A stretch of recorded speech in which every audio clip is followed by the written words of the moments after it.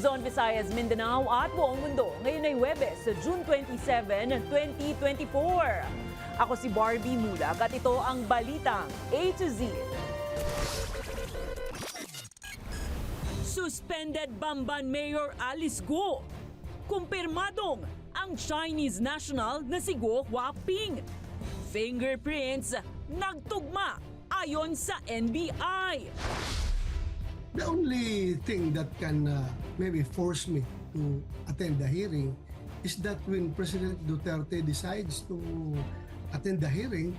Senator Bato de la Rosa, hindi sisipot sa pagdinig ng Kamara sa madugong drug war kung wala si dating Pangulong Rodrigo Duterte. Extradition request ng Pilipinas para mapauwi si ex-congressman Arnie Teves. Aprobado na ng Timor-Leste. Bagong Education Secretary, kapalit ni VP Sara Duterte. Ia-anunsyo na ni PBBM ngayong linggo. Matapos magmaktol dahil hindi nakapanood ng first solo concert ng BINI, anak ni It's Showtime host Jong Hilario, Baby Sari, kinilig nang ma-meet ang idol girl group. As soon as I step forward and try to make myself alive, I see your eyes, they couldn't mine. At sa ating balitang showbiz, single debut na Room ng SB19 member na si Stel Ahero. Naka 1 million Spotify streams.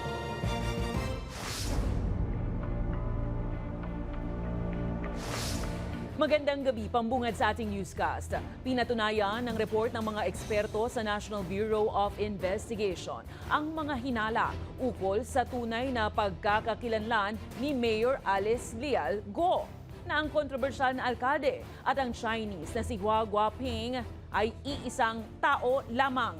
Nagtugma kasi ang fingerprints ng dalawa na hiwalay na ipinasok sa database ng NBI. Ano nga ba ang mangyayari kay Mayor Alice at sa mga reklamong kinakaharap niya ngayong may matibay ng ebidensyang magsasabi siya ay hindi Pilipino? Alamin sa ating balitang A to Z.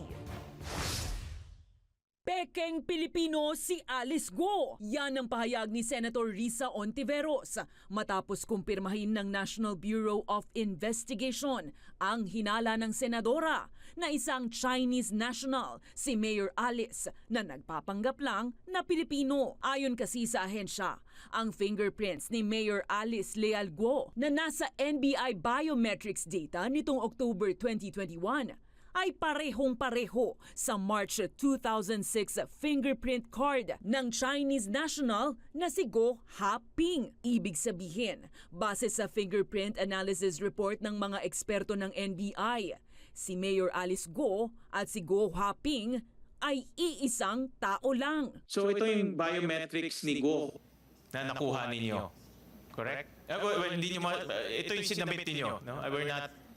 Yan yung sinabit ninyo sa amin. This is the NBI clearance of Alice Guo. Ayon sa isang criminal lawyer, ang bagong ebidensyang ito ay pwedeng maging basihan para makansela ang pagkamamamayan ni Guo at kasabay nito ang kanyang karapatan na umupo bilang opisyal ng gobyerno sa Pilipinas. Is an indication that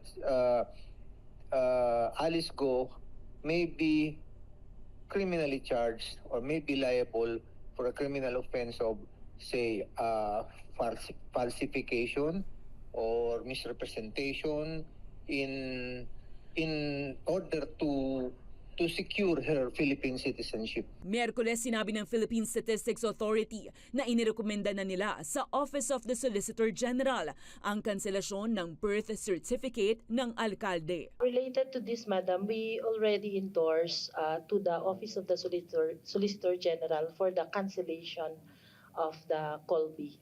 Because ang PSA naman has no power to automatically cancel pag nakita natin na may irregular process doon sa registration. Ang tanong, ano ang mangyayari sa mga reklamong human trafficking na isinampa na kay Alice Guo ngayong may ebidensya ng magpapatunay na hindi pala siya totoong Pilipino. Kung ma-charge po si Mayor Alice Guo at yung mga ibang foreign nationals na respondents, sa harap po sila sa kaso, at kung ma-deem guilty sila ng korte, ang maximum penalty po ay life imprisonment. Pending ang kaso sa korte, hindi po sila pwede ma-deport. Ibig sabihin yan, ayon sa Department of Justice, posibleng makulong dito sa Pilipinas si Guo Haping alias Mayor Alice. Hindi sisiputin ni Senator Ronald Bato de la Rosa ang pagdinig na ikinakasa ng Kamara kaugnay sa madugong all-out war on drugs ng nagdaang Duterte administration. Ang sagot ng mga naulila ng dahil sa drug war. Alamin at pakinggan sa Balitang A to Z ni Ian Maghanoy. Bawat isang naulila, may bit-bit na urn, laman ang abo ng yumaong mahal sa buhay. Sunod yang inilagak sa dambana ng paghilom sa La Loma Catholic Cemetery sa Caloocan City. Pinasinayaan nitong Mayo ang kauna-unahang kolumbaryo para sa mga biktima ng extrajudicial killings o EJK sa ilalim ng war on drugs ng nagdaang Duterte administration.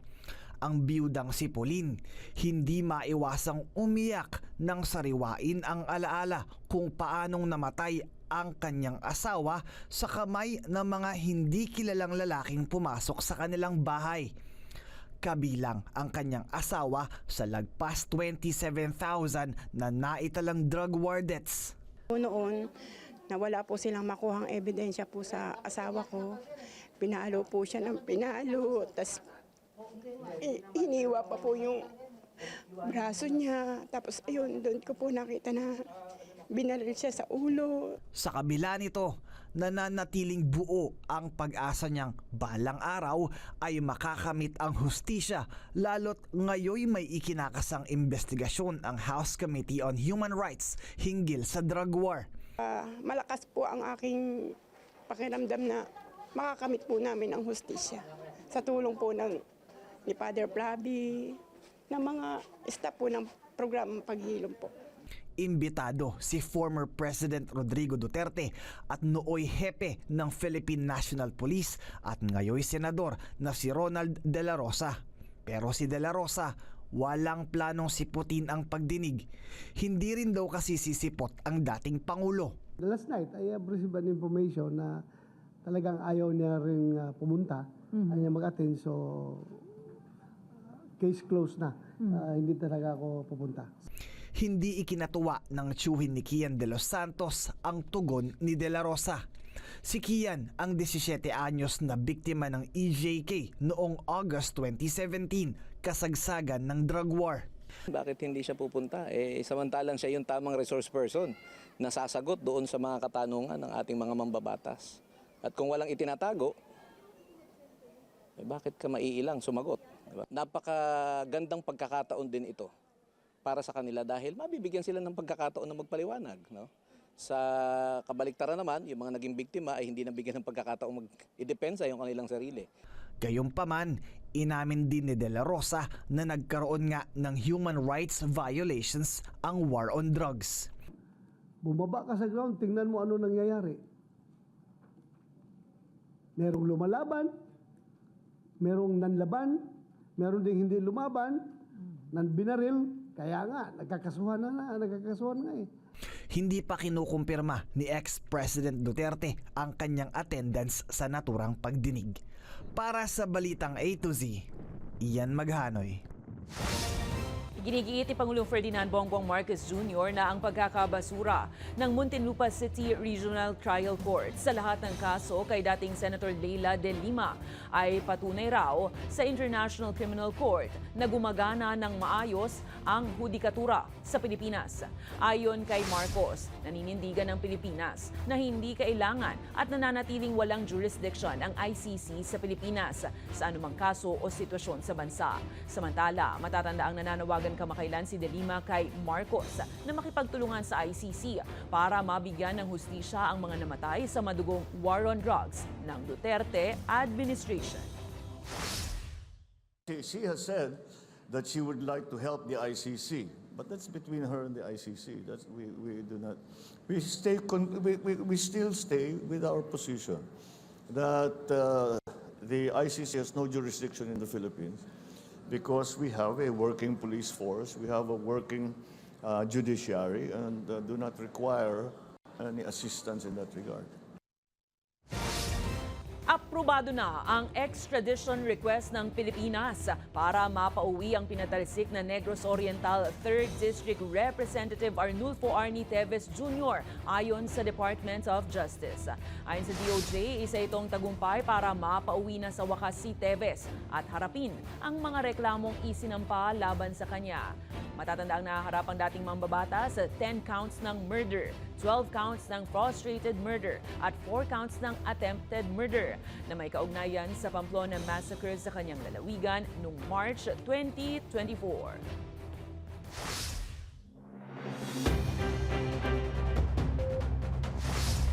Sisimulan na ng Department of Agriculture ang pagtitinda ng tig 29 pesos kada kilong bigas. Pero sa mga piling kadiwa stores lamang at para sa vulnerable sectors simula Hulyo. Alamin yan sa balitang A to Z ni Ace Cruz. Porsyento kung kumita si Nanay Madeline sa fishbowl stand na ito. Dahil limitadong budget, mabigat sa kanya na bumili ng bigas na abot sa higit 60 pesos ang presyo. Kaya isa siya sa nakaantabay sa Kadiwa stores, oras na magbenta ito ng bigas sa halagang 29 pesos kada kilo. Pag naka-1,000 ako, mayroon ako 150.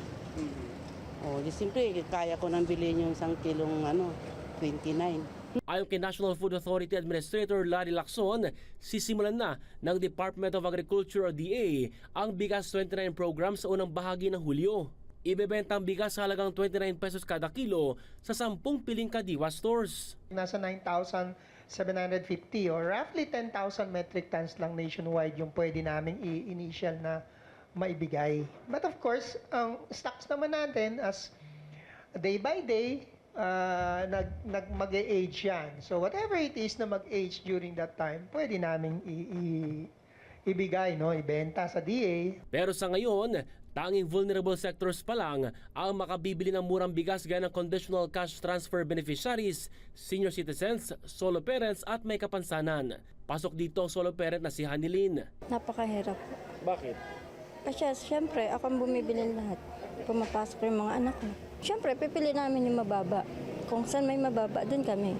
Sinabi ng NFA official, pinag-uusapan pa kung paano magiging pangmatagalan ang programa lalo't nakadependean niya ito sa DA. Sustain in the limited time na gusto nilang i-offer.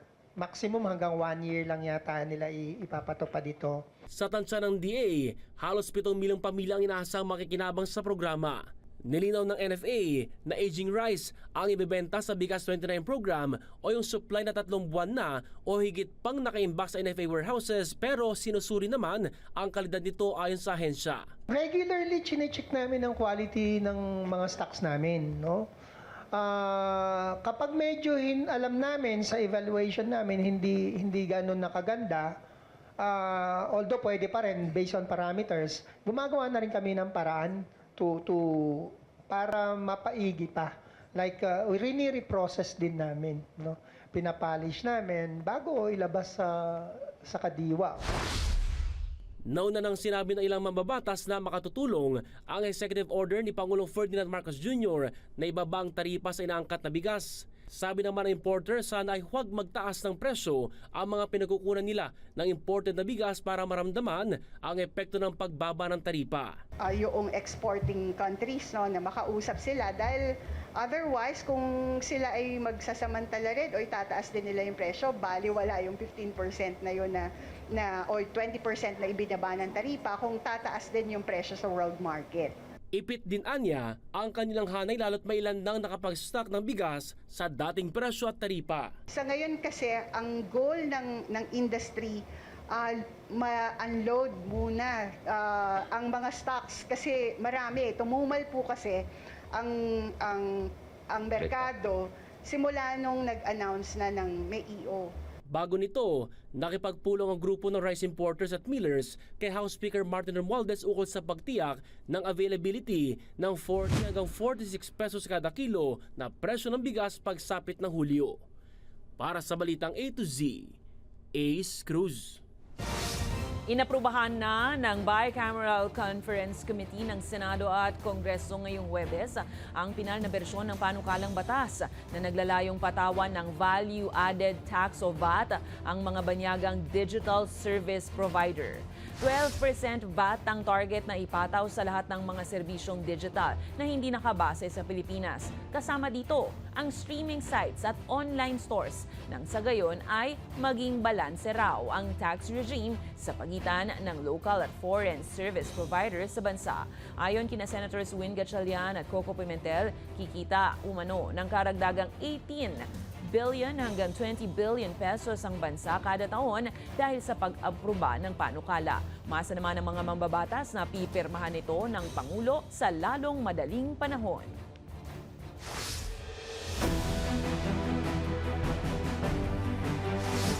Aabot sa 6.352 trillion pesos ang pinapanukalang national budget para sa 2025 ng Department of Budget and Management. Katumbas ito ng 22% ng gross domestic product ng Pilipinas. Mahigit 10% rin itong mas mataas kaysa sa inaprubahang budget noong 2024 na 5.768 trillion pesos. Base sa press briefing ng ahensya at ng Development Budget Coordination Committee, target ng panukalang budget na palakasin ang kapasidad ng mga individual at mga pamilyang Pilipino. Gayon din ang paunlarin ang sektor ng produksyon para makabuo ng mas maraming dekalidad na trabaho at produkto. Nakaprioridad rin daw sa budget ang mga proyekto sa ilalim ng 3-year Rolling Infrastructure Program at iba pa. Because, di ba, it's based on the past 2 years revenue. So, our economy is back. So, medyo mataas, medyo lumaki po siya. There'll be an election, so we have to fund that. Third, expansion of the 4 Ps. We already included the first 1,000 days. We budgeted for that. Kasunod ang pagbaba sa pwesto ni Vice President Sara Duterte bilang kalihim ng DepEd. Sinabi naman ni Pangulong Ferdinand Bongbong Marcos Jr. na i-aanunsyo na niya ang bagong kalihim ng Education Department bago matapos ang linggong ito. Ayon sa Pangulo, kinakailangan ng may mamuno sa DepEd para hindi mapabayaan ang kagawaran sa pagresolba sa mga issue at kinakaharap nito. Agad daw na nanghingi ng pangalan ng Pangulo ng mga opisyal para makapag-appoint siya sa pinakamabilis na panahon. Ayon pa kay Marcos, hindi umano nagbigay ng dahilan si VP Sara bago umalis sa gabinete ng administrasyon. We have to carry on, and the Department of Education is quite possibly, arguably, the most important department because education is that important. So no matter the change of leadership within the department, we still have to carry on. So we are now, at today's, I would like to be able to announce the appointment of the new DepEd Secretary by the end of the week. Tila naman walang konkretong reaksyon si Pangulong Ferdinand Bongbong Marcos Jr. sa naging anunsyo kamakailan ni Vice President Sara Duterte. Natatakbo umano ang kanyang mga kapatid at amang si dating Pangulong Rodrigo Duterte sa pagkasenador sa susunod na eleksyon. Ayon sa Pangulo, malaya naman ang sinuman na tumakbo at kumandidato sa darating na halalan. Kaugnay niyan, iginigiit rin ng punong ehekutibo na marami pang posibleng mangyari bago sumapit ang 2028 presidential elections. It's a free country. They're allowed to do whatever it is they want. I really have no reaction to it. Besides, it's still early. We really won't know any of these things. We're talking about 2028. Ang dami pang mangyayari between now and 2028. Samantala, target ng administrasyon at ng Labor Department na makalikha ng 3 milyong trabaho sa bansa bago matapos ang termino ng Pangulong Marcos taong 2028. Sa talumpati ni PBBM sa kauna-unahang National Employment Summit ngayong Webes, magsisilbi umanong 10-year roadmap ng pamahalaan ang trabaho para sa bayan plan, kung saan palalakasin ang upskilling at reskilling ng manggagawang Pilipino para makasabay sa pagbabago at kompetisyon sa lokal at international labor markets. Beyond generating employment, though, what we want to achieve is creating quality jobs with special emphasis on ensuring workers' welfare, empowerment, competitiveness, and security in all sectors of our labor sector.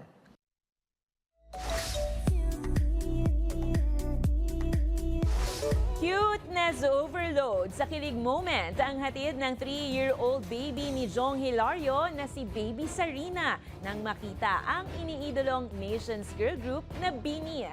Sa Instagram, makikita sa video na super kinikilig ang chikiting habang binabati ng Nations Girl Group na BINI.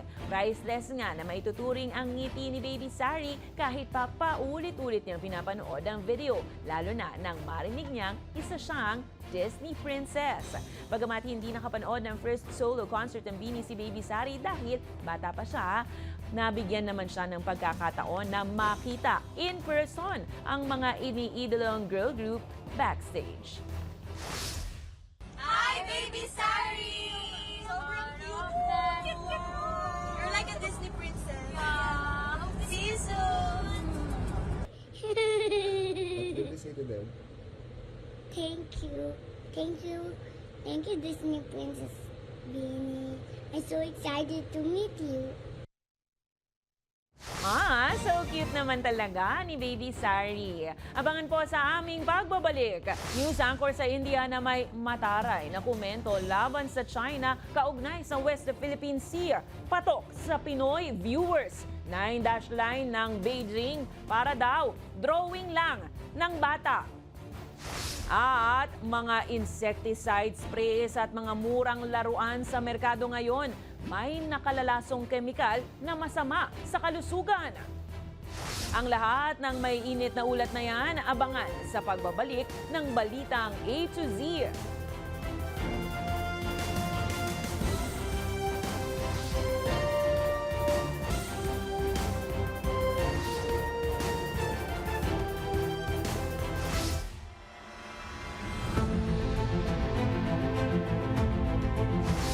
Naniniwala si Pangulong Ferdinand Marcos Jr. na kinakailangang gumawa na ng iba pang aksyon ang Pilipinas laban sa mga agresibong galaw ng Chinese Coast Guard sa West Philippine Sea. Ayon sa Pangulo, iligal at marahas ang ginawang hakbang ng China sa karagatan. Kaya bukod sa paghahain ng diplomatic protest, dapat raw may iba pang gawin ng Pilipinas tulad ng pagpapatawag sa kanilang ambassador. Pero para igiit ang posisyon ng Pilipinas at pigilan ang pangharas ng China. Matatandaang naputulan ng daliri noong June 17 ng isang sundalo ng Philippine Navy dahil sa marahas sa pagharang ng China sa kasagsagan ng isinagawang resupply mission ng kasundaluhan sa West Philippine Sea. It's not armed. Walang pumutok. Sir, Hindi bakit tayo tinutukan ng baril. But it was a deliberate action to stop our people.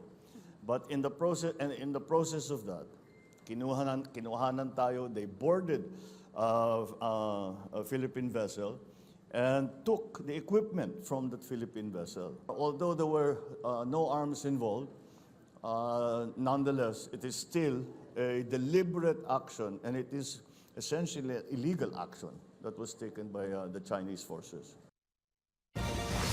Patok sa Pinoy viewers ang isang news anchor sa ibang bansa dahil sa kanyang mataray na komentaryo laban sa China kaugnay sa West Philippine Sea.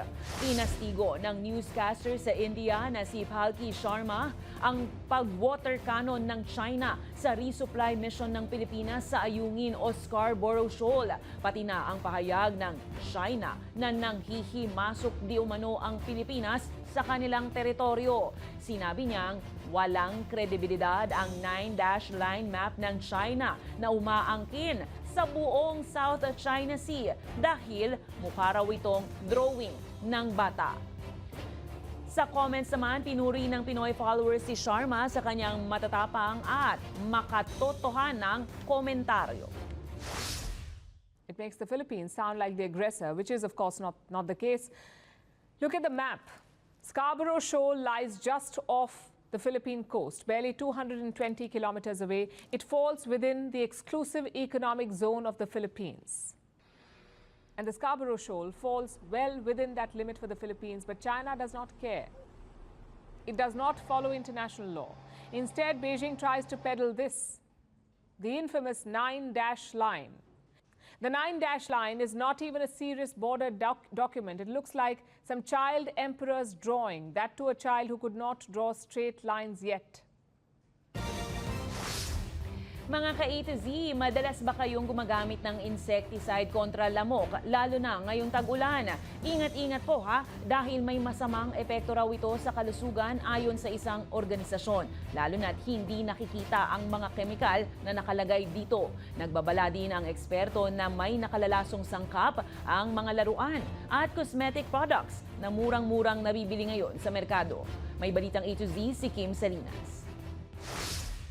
Tag-ulan na nga at karamihan sa atin iritang-irita sa mga naglipa ng mga lamok sa ating mga tahanan. Kaya naman ang sagot dyan ng marami, insecticide. Para ang lamok, tepok.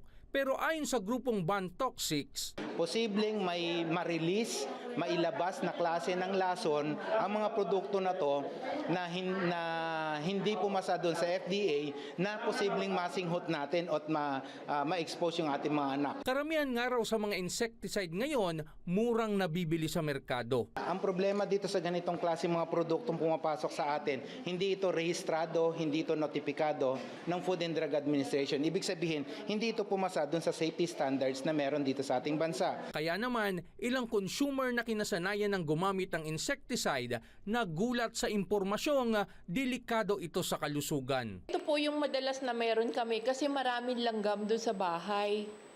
So, wala naman kaming knowledge na nakakalason pala to. Maliban dyan, may chemical din daw na masama sa kalusugan ang mga laruan, school bag, maging cosmetic products. Ayon sa East Avenue Medical Center, mayroon na silang pasyenteng nalason dahil dito. Sa ngayon kasi, hindi pa natin masasabi kung ilan na yung specific na nalason dyan sa mga pinakita nating produkto. Pero meron kaming mga ilang cases na pumupunta sa amin, yung mga dahilan, yung mga produktong yan.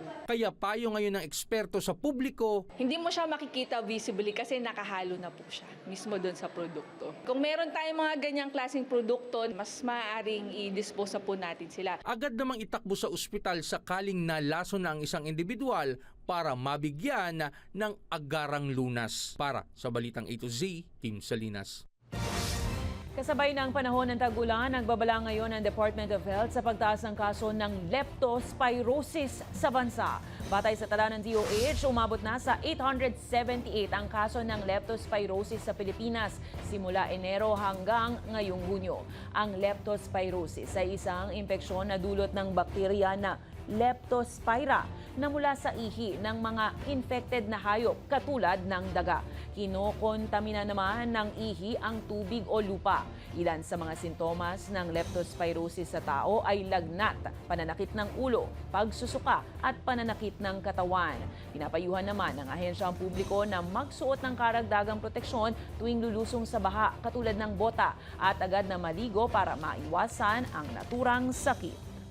Sa nakaraan na 6 na linggo mula sa 6 nung last 5 to 6 weeks ago, naging 60 siya. Tumaas from 6 to 60 and then yung pinaka-latest 2 weeks natin, 83 cases no, for that particular interval. Ibig sabihin, tumataas na yung bilang ng mga kaso dahil panahon na rin ng tag-ulan. Sinabi ng Pag-asa na pumasok ang tag-ulan natin mga middle of May, di ba? Start of June at sumasakto siya. So kailangan maging ready na tayo. From basaan to kakasuhan. Inihayag nga ni San Juan Mayor Francis Zamora na hahanapin at kakasuhan ang mga tao sa likod ng mga nag-viral na video sa katatapos lang na Wata Wata Festival sa lungsod nung Lunes. Pinuputakti kasi ng batikos ngayon online ang ilang insidente ng panggugulo. Abay pweresahan kasi ang pagbubukas ng pinto ng mga sasakyan, sakay ang mga commuter na papasok sa eskwela o trabaho at sa pilitang babasain ng tubig na may halong pang-aasar pa. Ayon sa LGU, labag daw ito sa patakaran ng pista. Humingi naman ng paumanhin si Zamora hinggil sa inasal ng maraming residente. Ayun nga po, ay nasa proseso tayo ng pag-identify kung sino ba ang mga taong ito base sa mga photos at mga videos upang sila po ay makasuhan natin base sa ating city ordinance at ganoon din makasuhan base po sa revised penal code. At magsilbing leksyon ito sa mga taong ito na nanggulo.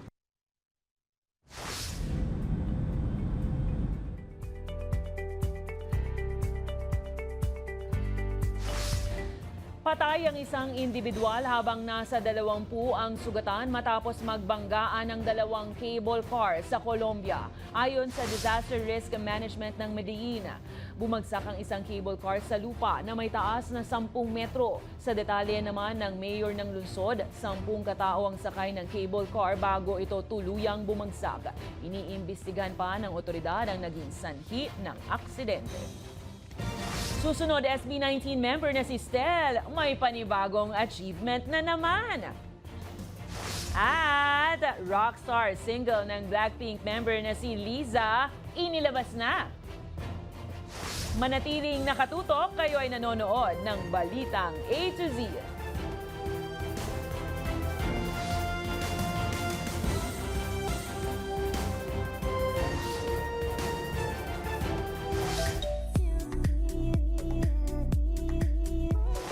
Tila pinapanindigan ni SB19 member Stel ang kanyang husay sa musika dahil may panibagong milestone na naman ang mga awit sa kanyang debut single na Room. At rockstar single naman ni Blackpink member Lalisa, inilabas na. Ang detalye sa Balitang A to Z Showbiz ni Lane Garcia.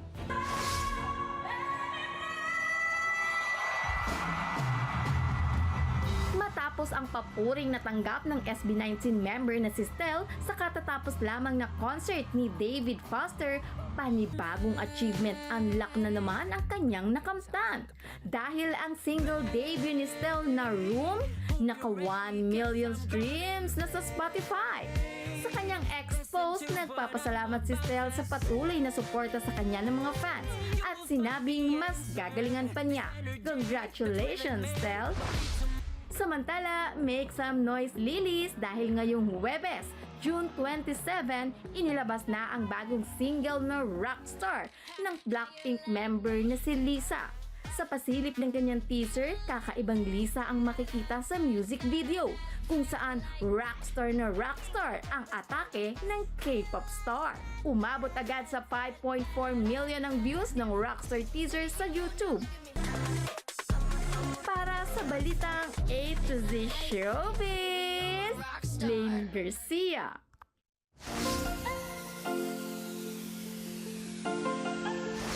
Hep hep, good vibes muna tayo. Health is wealth, ika nga. Kaya naman nauuso ngayon ang iba't ibang klase ng workout tulad ng Zumba. Pero paano na lang kung sa kalagitnaan ng ehersisyo, mayroon namang tukso na gustong pumigil sa'yo? No, no, no, no.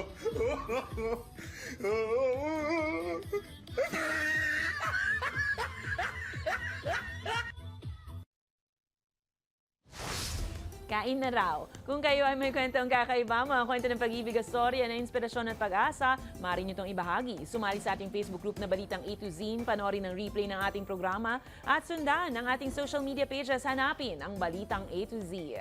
Ang ating pabaong quote of the night ay mula sa dramatistang si Jean Rastin. Sabi niya, walang sikreto na hindi maibubunyag ng panahon. At yan, ang mga balita at impormasyon, mga kwentong may dalang inspirasyon na tinutukan ng Balitang A to Z. Ako po si Barbie Mulak. Maging maalam, makialam. Magandang gabi sa'yo, Pilipinas!